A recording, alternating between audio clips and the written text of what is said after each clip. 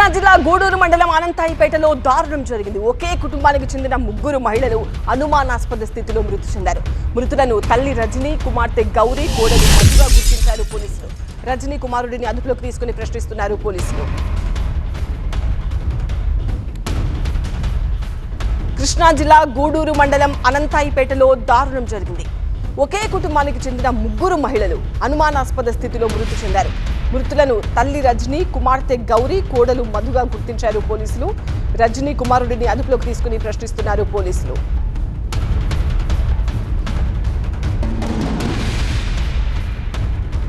మా ప్రతినిధి వసంత్ తో మాట్లాడి మరింత సమాచారం తెలుసుకుందాం. వసంత్, ఒకే కుటుంబంలో ముగ్గురు మహిళలు అనుమానాస్పద స్థితిలో మృతి చెందారని తెలుస్తోంది. ఎలాంటి ప్రాథమిక వివరాలు బయటకు వస్తున్నాయి? ఇతర కుటుంబ సభ్యులు ఏం చెప్తున్నారు? ఎవరిపైన అనుమానాలు వ్యక్తం చేస్తున్నారు? గూడూరు మండలం అనంతాయిపేటలో జరిగినటువంటి ఘటనపై ప్రస్తుతం పోలీసులు కేసు నమోదు చేసి విచారణ చేస్తూ ఉన్నారు. ఒకే కుటుంబానికి చెందినటువంటి రజనీ, అలాగే కూతురు గౌరీతో పాటు కోడలు మధు ముగ్గురు కూడా ఉరివేసుకున్న స్థితిలో ఇంట్లో ఉన్నారు. అయితే ఘటన జరిగినటువంటి సమయంలో ఎవరు లేరని కూడా స్థానికులు గుర్తించారు. గత 2-3 రోజులుగా కూడా వీరి నివాసంలో వివాదాలు జరుగుతున్నాయి, గొడవలు జరుగుతున్నాయి.